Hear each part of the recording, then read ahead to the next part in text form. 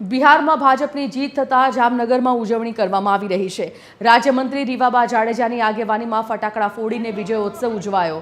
કાર્યકરોએ ભારત માતા કી જય, ભાજપવાળા જીત ગયાના નારા લગાવ્યા। મંત્રી રીવાબા જાડેજાએ ફટાકડા ફોડીને ભાજપની જીતને વધાવી લીધી।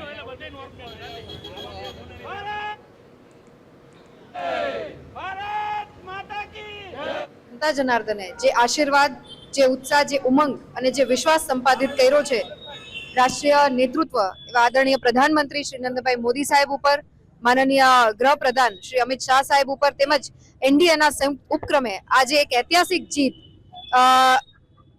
મળેલી છે બિહારને, ત્યારે મારે તમામ ભારતીય જનતા પાર્ટીના ચૂંટાયેલા પ્રતિનિધિને, પ્રત્યાશીઓને કે જેઓ ખૂબ સરસ ભવ્યાતિ ભવ્ય વિજય સાથે બિહારના રાજકારણમાં વિકાસની રાજનીતિથી અત્યારે જીત મેળવી રહ્યા છે તેમને હું ખૂબ હૃદયપૂર્વકની શુભકામનાઓ આપું છું।